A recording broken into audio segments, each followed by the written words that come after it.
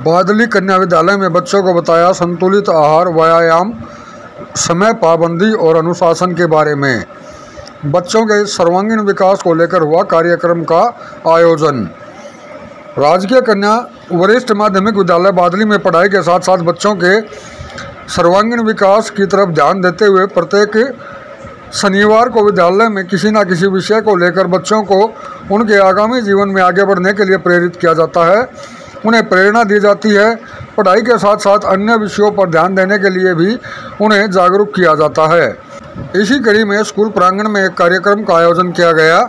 इस कार्यक्रम में मुख्य अतिथि के रूप में किसी विशेष विषय पर चर्चा करने के लिए कन्या विद्यालय बादली के प्राचार्य डॉक्टर राजीव कटारिया द्वारा राजकीय वरिष्ठ माध्यमिक विद्यालय सोलधा की प्राचार्य मूर्ति देवी को बुलाया गया। मूर्ति देवी ने अपने संबोधन में छात्राओं को सरलता के साथ पेन और प्लेजर के बारे में बताया।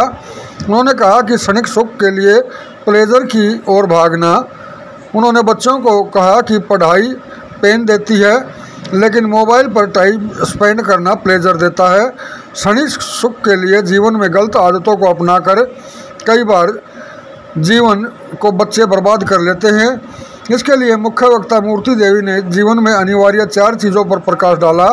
उन्होंने कहा कि संतुलित आहार, व्यायाम, समय पाबंदी और अनुशासन, इन चारों चीज़ों का छात्र जीवन में विशेष महत्व होता है। संतुलित आहार शरीर को स्वस्थ रखने में मदद करता है। यदि हम शारीरिक रूप से स्वस्थ होंगे तो मानसिक रूप से भी स्वस्थ रहेंगे। किसी भी कार्य को खुशी से करेंगे, वह कार्य आनंद देगा। जीवन को स्वस्थ रखने के लिए कम से कम 1 घंटा व्यायाम करना चाहिए। रात को 10 बजे तक सोना और सुबह 4 बजे उठना स्वास्थ्य के लिए लाभदायक है। समय पर विद्यालय पहुंचना, अपने सभी कार्य समय पर निपटाना चरित्र निर्माण में बहुत बड़ा योगदान देता है।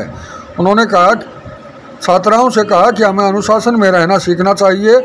इस मौके पर प्राचार्य डॉक्टर कटारिया ने मूर्ति देवी का आभार व्यक्त किया, धन्यवाद व्यक्त किया। उन्होंने बच्चों को बताया कि पढ़ाई को आदत में बदलें। यदि हम पढ़ाई को काम समझते हैं तो पढ़ाई हमें बोझ लगने लगती है। यदि उसे आदत समझते हैं तो पढ़ाई ज्ञानवर्धक होने के साथ साथ आनंद भी देने लगती है। इस अवसर पर स्कूल का अन्य स्टाफ भी मौजूद रहा।